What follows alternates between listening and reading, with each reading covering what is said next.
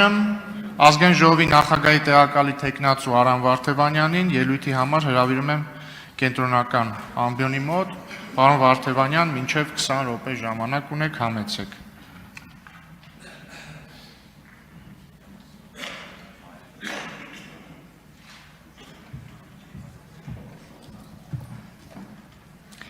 Բարև ձեզ,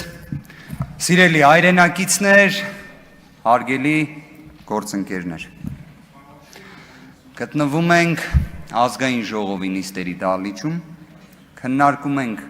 մի հարց, որը վստահ եմ մեր հանրության կողմից ոչ բավարար միանշանակ է ընկալվում։ Ես պատկերացնում եմ, որ մեր հայրենակիցներից ոմանք գտնում են, որ ընդհանրապես այս ժամանակահատվածում ընդդիմադիր խմբակցությունները արդյոք պետք է ունենան մասնակցություն ազգային ժողովի ամբողջական ձևավորման գործընթացում։ Արդյոք պետք է ստանձնեն սահմանադրությամբ վերապահված պաշտոնները։ Մենք քննարկել ենք նշված հարցը։ Եկել ենք այն եզրահանգման, որ պետք է ստանձնենք այդ պատասխանատվությունը։ Պատասխանատվություն ինչ տեսանկյունից։ Բնական է, սիրելի հայրենակիցներ, դիմեմ ձեզ, իմ երազանքը չի եղել լինել ազգային ժողովի պատգամավոր կամ ազգային ժողովի նախագահի տեղակալ։ Ավելին ասեմ, քանի որ կարծես նման հարցադրումներ երևի թե կհնչեն, արդյոք ես ունեցել եմ ցանկություն լինելու 9-րդ գումարման ազգային ժողովի պատգամավոր։ Եթե նայում ենք սուբյեկտիվ ցանկության տեսանկյունից, չեմ ունեցել։ Ավելին, մեր խմբակցության իմ բոլոր գործընկերները չեն ունեցել։ Հայաստանի Հանրապետությունում ընդդիմադիր խմբակցության պատգամավոր լինելը հեշտ չէ։ Ընդդիմադիր խմբակցության պատգամավոր լինելը մի քանի հստակ կանխատեսելի գործիքակազմ է ենթադրում։ Դրանք հիմնականում բխում են կամ վերաբերում են իմ իրավունքի ոլորտում առաջնային մասնագիտացմանը։ Քրեական իրավունք, քրեադատավարական իրավունք, այդ ոլորտի հետ։ Բայց այդ պատասխանատվությունը ստանձնում ենք։ Ինչի համար ենք ստանձնում այս պատասխանատվությունը։ Որովհետև մենք գտնում ենք, որ ազգային ժողովի սահմանադրությամբ վերապահված բոլոր լիազորությունները, գործիքակազմերը պետք է իրացվեն մեկ առաջնային նպատակի համար՝ ուժեղ Հայաստան ունենալու։ Ես վստահ եմ, որ այս բառակապակցությունը, երբ ասում եմ, նույնիսկ այս նիստերի դահլիճում, չնայած քաղաքական հակադիր, տիտանական հակադիր մոտեցումներին, բայց համաձայնություն կա։ Հայաստանի Հանրապետության յուրաքանչյուր քաղաքացի եւ հայ ժողովրդի հավաքական կամքը ուժեղ Հայաստան ունենալու մեջ է։ Պարզապես ուժեղ Հայաստանի ունենք մենք մեր կոնցեպտը, այլ քաղաքական ուժ ունի իր կոնցեպտը։ Մենք ունենք անհանգստություն, մեղմ ասած։ Մենք չենք տեսնում, որ Հայաստանի Հանրապետությունը ճիշտ ուղղությամբ է ընթանում։ Մենք տեսնում ենք, որ Հայաստանի Հանրապետությունում կան կարմիր գծեր, որոնք խարխլվել են։ Ես անկեղծորեն եմ ասում, Հայաստանի Հանրապետության երևի ապագա սերունդը, երբ ուսումնասիրի ազգային ժողովի 9-րդ գումարման այս առաջիկա օրերի նիստերի սղագրությունը, իսկ ազգային ժողովի նիստերի սղագրությունը նաև նրա համար է, որ միշտ պատմությունը այն հիշի, արձանագրի։ Երբ մենք տեսնում ենք, որ հայոց հայրապետի նկատմամբ մեղմ ասած վիրավորական արտահայտություններ են հնչում եւ մեր մայր աթոռը վերածվում է քաղաքական քննարկման առարկայի եւ այն նախաձեռնվում է մեկ ուժի կողմից եւ այդ մեկ ուժը քաղաքացիական պայմանագիրն է։ 2025 թվականին, սիրելի հայրենակիցներ, մայր աթոռը պաշտպանող մեկ նախադասության համար այն անձը, որը ունի ազգային բարերարի կարգավիճակ, որին ձեզանից շատ-շատերը հակադիր քաղաքական ուժի ներկայացուցիչները երբևէ մի բացասական խոսքով չեն նկարագրել։ Պարզապես հնչած խոսքի համար, որ մեր ձևով կմասնակցենք եկեղեցու պաշտպանությանը, դուք իրեն կալանավորեցիք եւ կալանքի տակ եք պահում մինչ օրս։ Բացառապես այդ նախադասության համար է, որ Սամվել Կարապետյանը եղել է կալանավորված մինչև նոյեմբեր ամիսը ներառյալ։ Հունիսի 18-ից նոյեմբեր ամիսը։ Այնուհետև, քանի որ ավելացել էր մեկ այլ հոդված, տնտեսական բնույթի եւ այլ, որի հետ բոլոր դատարանները ունեին անհամաձայնություն, բայց Վճռաբեկ դատարանը մի կերպ փորձում է հիմնավոր կասկածի վերաբերյալ դիրքորոշում հայտնում, ու որ պատկերացնեք, սիրելի հայրենակիցներ, մեր դատական նիստից ժամեր առաջ դատախազը այդ որոշումը բերում է, փոխանցում է քննիչին, որ քննիչը դատական նիստի ժամանակ դա հայտնի։ Սենց երևույթներ տեղի են ունեցել, ես ներկայացնում եմ 25 թվականի հունիսի 18 հաջորդող ժամանակահատվածը, որ դատարանը նորից կալանքը երկարաձգի, 2 ամսով եւս երկարաձգի։ Գիտեք, իրավունքում ամենակարևոր կարմիր գիծը դա մարդասիրությունն է։ Ես ունեմ համոզմունք, որ վերջին 8 տարիներին մենք սրընթաց ընթանում ենք մարդասիրության ճգնաժամին։ Իրավունքի տեսության մեջ կա Հոբսի կողմից մշակված Լևիաթանի տեսությունը, որը որ պատկերացնեք պետական կառավարման, ինչու ոչ քաղաքացիական պայմանագրի, ձևերից, իրացման ձևերից մեկն է նկարագրում, որտեղ մեկ մարմին մշտապես սնուցվում է իրավունքների սահմանափակումներով եւ չի հագենում։ Եվ այդ ժամանակ առաջանում է իրավունքի ճգնաժամ, մարդասիրության ճգնաժամ։ Մենք նենց երևույթներ ենք քննարկում 2026 թվականին, որ 1940-ականներին են քննարկվել, երբ անցում կատարվեց օրենքի գերակայությունից դեպի իրավունքի գերակայություն։ Այս տարիների ընթացքում ես բազմաթիվ իրավունքի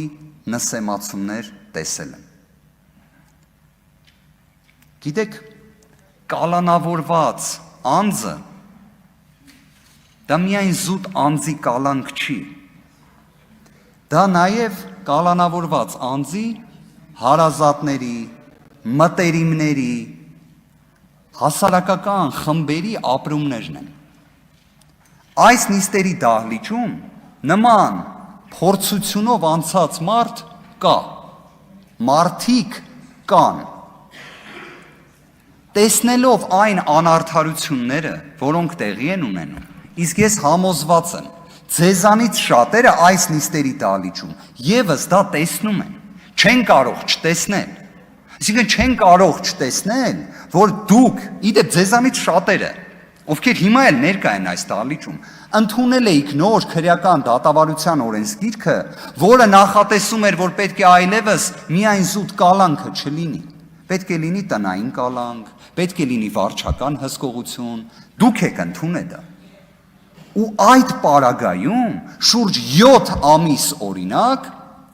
Սամվել Կարապետյանի դեպքում հենց կալանքն է կիրառված եղել։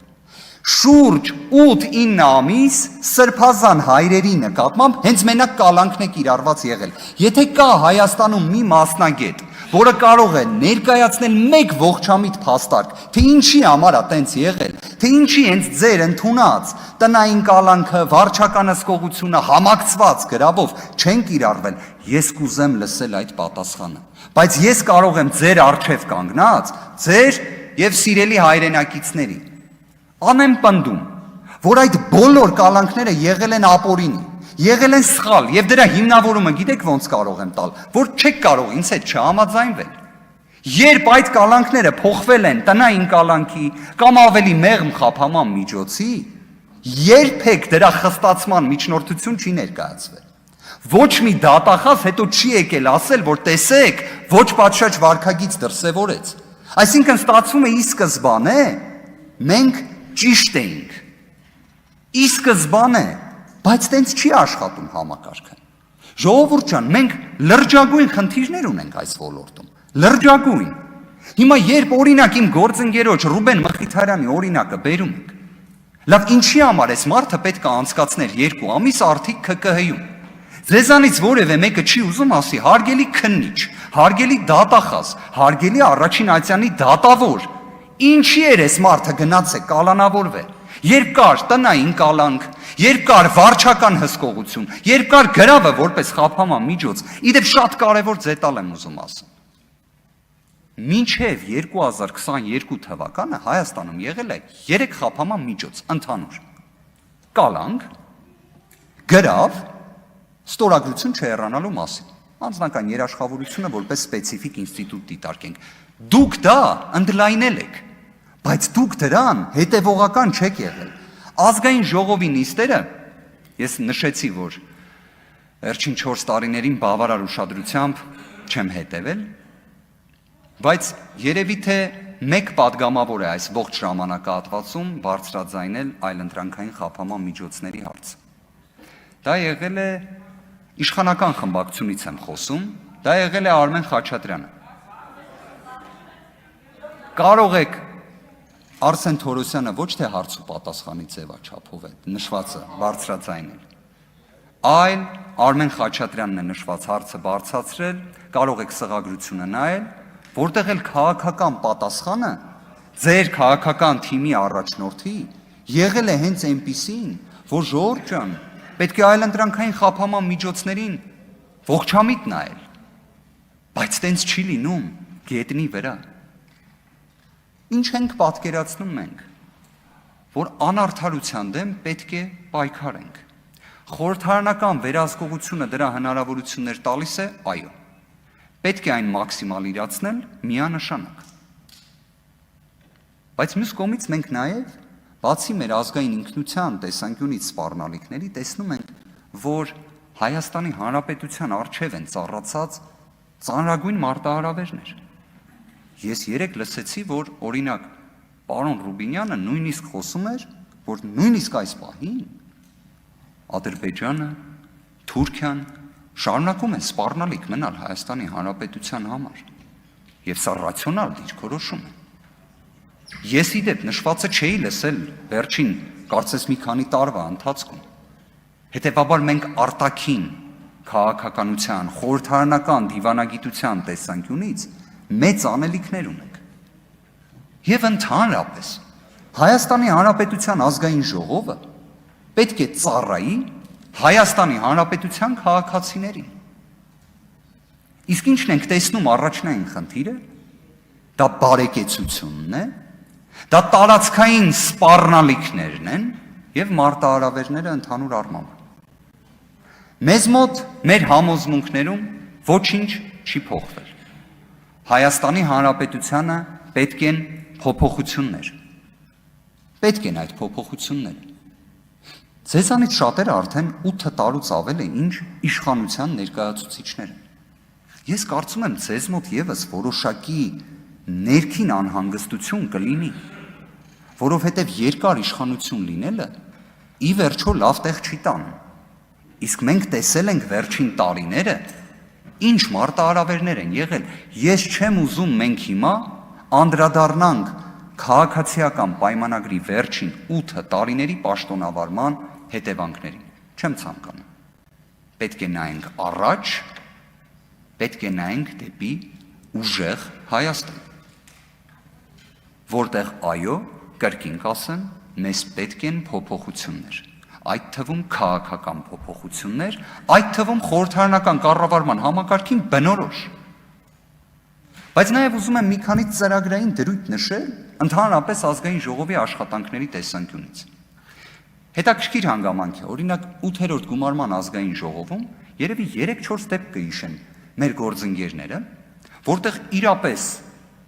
գետնի վրա լուծումների վերաբերյալ քննարկումներ են եղել, որտեղ ընդդիմության եւ իշխանության կարծիքների բախում է եղել։ Ինչի դա չի լինում։ Օրինակ այդ հարցը տվել են գործընկերները իրենց։ Չի լինում մեկ պատճառով, Որովհետև օրենքի նախագծերը, որոնք նախաձեռնում է ընդդիմությունը, մշտական հանձնաժողովներում մշտապես ստանում են բացասական քվեարկություն։ Արդյունքում ազգային ժողովի նիստերի, լիագումար նիստերի ձևաչափում դրանք չեն քննարկվում։ Այդտեղ կարծիքների բախում չի լինում։ Ես առաջարկում եմ, որ նշվածի վերաբերյալ լինի իրական փոփոխություն։ Թող ազգային ժողովը լինի իրապես օրենքի նախագծերի մասին, հայտարարությունների նախագծերի մասին, որը իրենից քաղաքական բովանդակությունը կներառի։ Եկեք այդ գիծը քաշենք։ Անկախ ամեն ինչից, թե անկախ նրանից ոնց կքվեարկվի այդ նախագիծը այս նիստերի դահլիճում, բայց թող քննարկվի այս նիստերի դահլիճում։ Այսինքն ուրիշ ինչ զբաղվածություն պետք է ունենա ազգային ժողովի падգամավորը։ Ազգային ժողովի падգամավորի առաջնային զբաղվածությունը պետք է լինի մաքսիմալ շատ օրենքի նախագիծ քննարկելը եւ այդ քննարկումների պրոդուկտը հանրությանը փոխանցելը։ Հայտարարությունների ձևաչափում կլինեն սուր քաղաքական հարցեր։ Իդեպ ազգային ժողովի նաև հայտարարության նախագծերի ձևաչափում կլինեն սուր քաղաքական հարցեր։ Կլինեն մտահոգություններ, որոնք թող արդեն հանրությունն էլ գնահատի եւ ըստ անհրաժեշտության դրանից բխող գործողություններ կարող է ձեռնարկի, որոնք կվերաբերեն արտաքին քաղաքականությանը, տարածքային ամբողջականության առջև մարտահրավերներին, սոցիալ-տնտեսական բնույթի մարտահրավերներին եւ այլն։ Մեկ այլ կարևոր գործիք, որը միջազգային փորձ ես վերջերս ուսումնասիրում էի, այդքան էլ տարածում չունի, բայց Հայաստանի Հանրապետությունը կարող է նշվածի առաջամարտիկներից մեկը լինի։ Դուք գիտեք, որ Եվրոպայի խորհուրդը ունի մարմին, որը կոչվում է Վենետիկի հանձնաժողով։ Նշվածը օրենքի նախագծերի վերաբերյալ կարծիք տվող մարմին։ Այդ մարմնին դիմող սուբյեկտներն են ազգային ժողովը եւ կառավարությունը, որոշ դեպքերում մարդու իրավունքների պաշտպան։ Իդեպ կարծում եմ, որ Վենետիկի հանձնաժողովը նաև որպես դիմող սուբյեկտ պետք է դիտարկի ազգային ժողովի հենց ընդդիմադիր խմբակցության կողմից ընտրված նախագահի տեղակալի դիմելու կարգավիճակը, որովհետև որպես այդպիսին դիմելու գործիքակազմ այլ կողմից կարծիք ստանալու պետք է լինի, որովհետև կարող է լինել օրենքի նախագիծ, որը իշխանության կողմից նախաձեռնվի եւ իշխանությունը գիտակցաբար այն օրինակ չուղարկի միջազգային փորձագիտական կարծիքի եւ ընդդիմությունը ունենա գործիքակազմ դրան հակադարձել։ Պետք է նաև ասեմ, որ ազգային ժողովի նախագահի տեղակալը ունի սահմանափակ լիազորություններ։ Այն բովանդակային առումով չի տարբերվում ազգային ժողովի որևէ падգամավորից։ Լիազորությունը ըստ էության վերաբերում է նիստը նախագահելուն։ Պայմանականորեն ես արդյոք հավանական համարում եմ, որ ընտրվելու դեպքում երբևէ պետք է ազգային ժողովի նիստ նախագահեն։ Քիչ հավանական եմ համարում, բայց մի բան կասեմ հստակ։ Եթե ես ազգային ժողովի նիստ նախագահ եմ, իմ գործընկերները եւ այլ ազգային ժողովի падգամավորները ինձ համար պետք է լինեն հավասար օրենքի առջև։ Ես չեմ կարող, օրինակ, նիստը վարել այնպես, ինչպես երեք նիստի նախագահությունը իրականացվում էր պարոն Կոնջորյանի կողմից, բայց հատուկ ընդգծեմ, եթե իմ գործընկերը կլիներ առաջնային ելույթ ունեցողը, որի շրջանակներում ես կտեսնեի այդպիսի բովանդակություն, ես կընդհատեի այդ ելույթը։ Նախազգուշացում էլ կկիրառեի։ Հնարավոր այլ գործիքակազմներ նվազից դեպի խիստ միջոցի, ինչպես նախատեսված է օրենքով։ Ես ունեմ համոզմունք, որ Հայաստանի Հանրապետությունում վիրավորական արտահայտություններով խոսքը չպետք է կառուցվի։ Ես դրան իրապես եմ հավատում։ Ես իրապես եմ հավատում, որ այո, իրավունքն է, որ պետք է գերակայի։ Անկեղծորեն։ Պատկերացնում եմ, որ նշվածը, եթե ես պետք է դրա պատասխանատվություն կրողը լինեմ, որտեղ հիմնականում մյուս կողմից եմ մոտեցել հարցերին։ Բարձրաձայնողի, այլ ոչ թե ապահովողի։ Ապահովողի կարգավիճակում բնականաբար նույն սկզբունքը պետք է իրացնեմ։ Այդքան էլ ճիշտ։ Ամփոփելով խոսքս, սիրելի հայրենակիցներ, մենք պատասխանատվությունից չենք խուսափել, չենք խուսափելու եւ ես ինքս իմ պատասխանատվությունը գիտակցում եմ, թե որպես ուժեղ Հայաստան կուսակցության անդամ, թե որպես ուժեղ Հայաստան խմբակցության անդամ, թե որպես ազգային ժողովի պատգամավոր թիմը ներկայացնող։ Իմ փորձը ունեմ, փորձիցս հետևություններս եւս արել եմ։ Շնորհակալ եմ ուժեղ Հայաստան խմբակցությանը, ուժեղ Հայաստան կուսակցությունների դաշինքի առաջնորդին ինձ առաջադրելու համար ազգային ժողովի նախագահի տեղակալի պաշտոն։ Շնորհակալ եմ։